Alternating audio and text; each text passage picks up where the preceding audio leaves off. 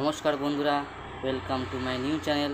আজ আমরা জানব ক্লাভাম ড্রাই সিরাপ সম্বন্ধে, তাই ভিডিওটি না টেনে সম্পূর্ণ দেখতে থাকুন। ক্লাভাম ড্রাই সিরাপ হলো এক প্রকার অ্যান্টিবায়োটিক গ্রুপের ঔষধ। এর মধ্যে দুটি উপাদান থাকে, একটি হলো অ্যামোক্সিলিন যেটি থাকে 200 mg এবং আরেকটি হলো ক্লাভেনিক অ্যাসিড যেটি থাকে 28.5 mg। এটি তৈরি করে থাকে Alkem health science private limited. এটি আপনি ভারতবর্ষের সমস্ত ওষুধ দোকানে পেয়ে যাবেন। তো চলুন বন্ধুরা, এবার জেনে নেব ক্লাভাম ড্রাই সিরাপটির কাজ সম্বন্ধে।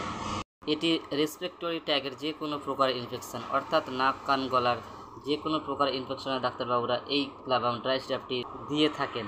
বাচ্চার জ্বর সর্দি কাশি হলে ডাক্তারবাবুরা এই সিরাপটি প্রেসক্রাইব করে থাকেন। এছাড়া বাচ্চার দাঁতের যে কোনো প্রকার ইনফেকশনের ক্ষেত্রে এবং কেটে গেছে সেই কাটা ঘাও শুকাবার জন্য, ফোঁড়া হয়েছে সেই ফোঁড়া শুকাবার জন্য, কোথাও পড়ে গিয়ে মচকা লাগা এবং সেই মুচকে যাওয়া স্থানটি ফোলাভাব এবং ব্যথা দূর করতে এই অ্যান্টিবায়োটিক ডাক্তারবাবুরা প্রেসক্রাইব করে থাকেন।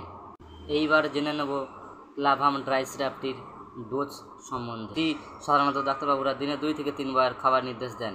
এটি 6 থেকে 8 ঘন্টার ব্যবধানে ডাক্তারবাবুরা খেতে বলেন। তো বন্ধুরা, এইবার জানবো এই ক্লাভাম ড্রাই সিরাপটির সেবনে কিছু পার্শ্ব প্রতিক্রিয়া।